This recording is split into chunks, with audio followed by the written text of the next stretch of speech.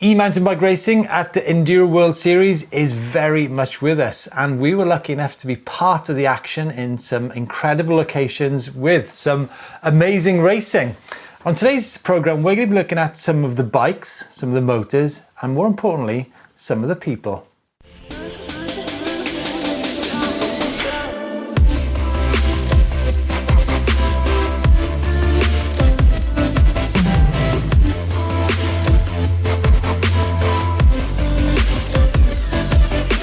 And let's begin with the bikes. Now, there's always going to be an interesting story to see who would be the top dogs at this first ever world level enduro mountain bike event.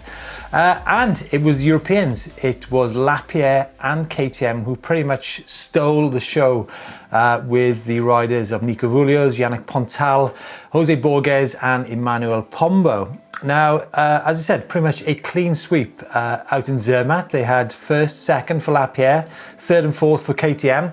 And in Pietra, Ligure, it was Lapierre who took the top spot and KTM in second and third. And of course, Yannick Pontal in fourth. Yes, there were some North American results in there with Rocky Mountain and Trek, notably with Tracy Mosley taking the win in Pietra Ligure. But as I said, European domination in the top 10 for definite. Now, whilst I was in Italy, I managed to get a chat with Jose Borges of the Miranda KTM team. Now remember, Jose actually got a top 5 position in the standard EWS race, as well as podium in the EWS-E category. So an incredible effort there from the man from KTM. And as I said, I managed to catch up with him to chat about his bike.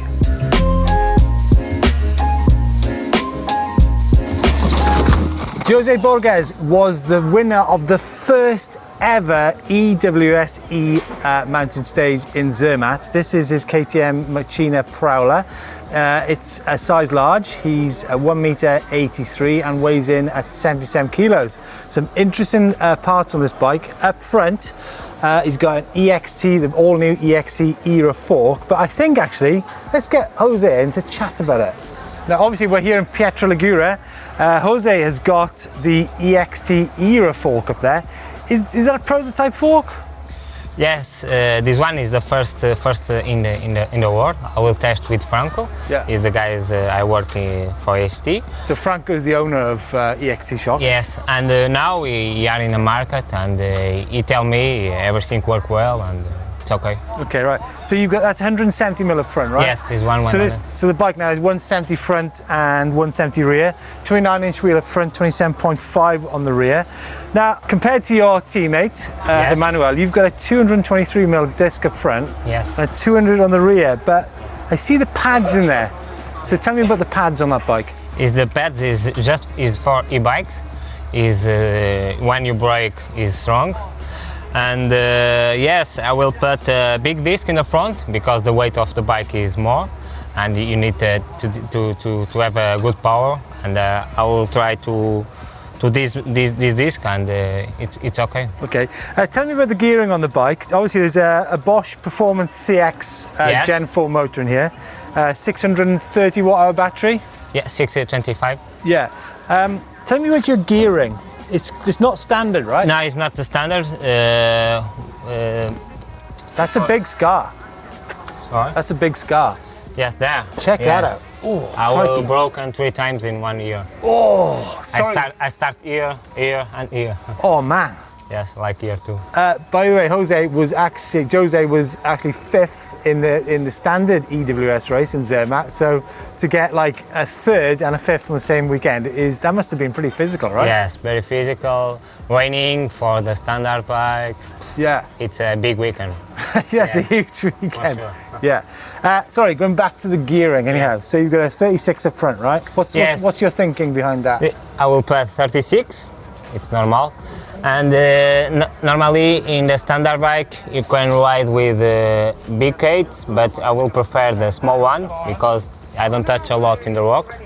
And 45 in the back it's enough. And yes, I'm feeling good with this one. I will stay with that. Okay. And the cranks is 165 cranker fever, and work well.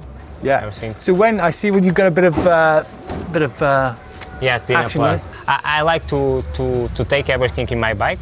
I don't like to put here or something like that, and I will put everything here, maybe the tube there.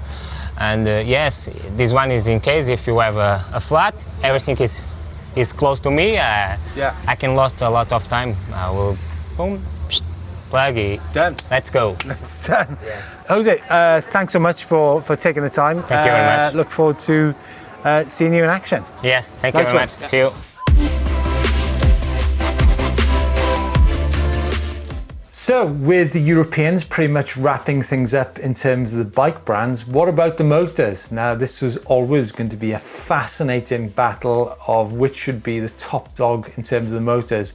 How would the 85 Newton meter Bosch motor stack up against bikes such as the 108 Newton meter Rocky Mountain, or the Shimano, or the Yamaha, or indeed the Bros motors? And at the end of the day, it was again domination for the European brand, for Bosch. 5 of the top 10 places at Zermatt, all on the Bosch motor, and 6 of the top 10 places at the Italian round in Pietra, Ligure, also on Bosch motors. It was actually only Melanie Pujan at Zermatt who won on the Bros motor, taking top spot. But again, pretty much in the women's category, again, it was all dominated by the Bosch motors. But I think what's really quite interesting is the fact that there's no Yamaha or Specialized in the top 10 in either round. However, I think this will change in years to come as the sport gets more popular, which I'm sure it will be as more and more people get an eye on just how fun EWS-E really is. However, I will say that the power stage can be pretty brutal. Now, on the subject of the power stage, now I thought this would be where the battle of the motors really would take place. But it wasn't just about the motor, it was about the rider as well. And Jérôme Guillou, who is one of the top cross-country riders in the world, dominated 2 of the 3 power stages on his Bosch bike. However, I think there's also a bit of a subplot to the power stage. Now, when you look at the likes of Loris Ravelli, who actually won one of the downhill stages. I think he was actually the first person to win an EWS-E stage on his Canyon Spectralon. Now, he was actually 30 seconds back in Zermatt. He lost 14 seconds on the first power stage and 15 seconds on the second power stage. Now, the question is, how much did the lesser powered Shimano E8000 motor with 70 Newton meters of torque, how much did that play a part in that story? Because in the next few years, people are going to be working out that torque on an e-bike, as well as the rider weight, is going to have a significant impact on the outcome of the time of the power stage climbs. So yeah, I think it's a fascinating story of the motors in itself.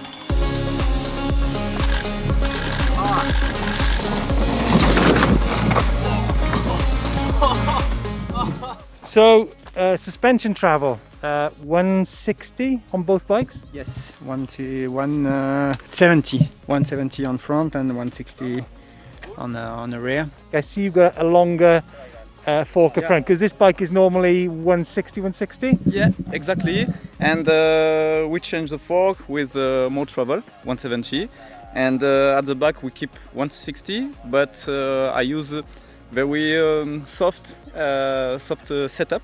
Yeah, some interesting stuff there from the top racers in the hills above Finale Ligure. So with the brands and the motors covered off, what about the amount of travel that the racers were using at both rounds? Well, it seems that 180mm travel fork or 170mm fork with 160 to 170mm travel on the back was the optimum amount of travel that the top racers were using. The KTM boys were on a 170-180 mix, and Nico Voulios, who was pretty much the top racer over the 2 rounds, was on a 170mm fork using a mix of the Lyric and the Zeb, and 165mm travel on the back.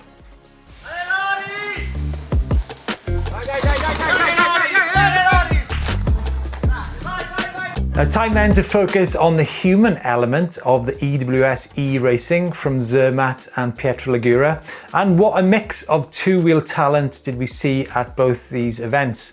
Now, interestingly, at the Italian event, we saw 250 MotoGP world champion Marco Melandri taking part. But of course, there was loads of other mountain bike superstars at both events. We saw Jérôme Guillou, who's one of the top cross-country racers. We saw Natalie Schneider, a former Olympic cross-country racer, as well as Marco Fontana from Italy too. And then, of course, we saw the two big hitters. Tracy Mosley, who's won World Cup and World Championship downhill events, as well as being a four-time, I think, or three-time EWS champion. And Nico Voulios, who has been World and World Cup downhill champion on many occasions, as well as winning an EWS race in the past. Now, the ages is actually quite interesting as well. You have a look at the likes of Jose Borges, 30, Nico Voulios, 44, Manuel Pombo, 33, Yannick Pontal, 35. Then you have the winner of the first ever EWS-E stage, Loris Ravelli of Canyon at 23. And then the winner of the last stage at Zermatt, Jérôme Guillou, who's 26. So quite a broad spectrum of ages in this category. And I'm sure in the years to come, there will be more racers coming over from such things as MotoGP or Motocross or downhill, all adding into the mix. But one thing's for sure, there does seem to be quite a lot of downhill racers getting in on the EWS-E action. Now, my colleagues over at GCN are always rattling on about the importance of power to weight, and so I was really interested to see the weights of the riders taking part in the EWS-E, particularly the success rate at the power stage. Now, I've always found in the past that people who are 10, 20, 30 kilos lighter than me on the same motor were at a distinct advantage. So when you look at the weights, now Nico Voulios, 69 kilos, Yannick Pontal, 69 kilos, Emmanuel Pombo, yes, you guessed, 69 kilos as well. And they did do pretty well on the climb. But the king of the mountains was definitely Jérôme Guillou, who weighs in at 61 kilos. Now, it is interesting to talk to Jose Borges, who weighs at 75 kilograms, what his thoughts were on weight when it comes to the power stage. I was going to ask you, when you ride the stages, you weigh 77 kilos, yes, right? When you get back to the start, how much battery have you used? I will use full turbo every time in the stage. Wow. Yes. Right. So you don't use eMTB mode then? No, everything full power, yes. But my weight is a little bit complicated because I feeling the guys with weight like 61 or 65, in the climb, I say, bye-bye. You really think it makes yes, that much of a difference? For sure. Yes, really? Yes. Wow. I lost a lot of time in the climb stage. Yes, wow, okay. So you've got to make it on the descending stages. Yes. Which is why he's one of the best in the world, I guess. Yes, for sure. Yes, I think it's really quite interesting there to see what Jose thought about how much of a disadvantage he was on the power stage. But I also caught up with ex-motocross racer Levi Battista to see what his thoughts were on just why Jérôme Guillou was so successful on the power stage. This is Levi Battista. Yeah. Levi, I'm trying to ask, why do you think that Jérôme won the power stage at Zermatt? Yeah. First, he's really fit and he's used to ride cross-country and everything, so he wins the championship in cross-country. And also in Zermatt there were two lines and almost every guys went to the right line, which was a bit tricky but yeah, safer. And he took the risks and just win the stage. Yeah. Now moving on to the power stage in detail, and if you haven't already caught up with our feature how difficult is an EWS-E power stage, then please have a look at it. I'll leave it in the description down below. Now when it comes to the mix of the winning margins between the downhill sections and the power stage sections, well, you can see that most of the downhill sections were won on average by between 1 to 2 seconds.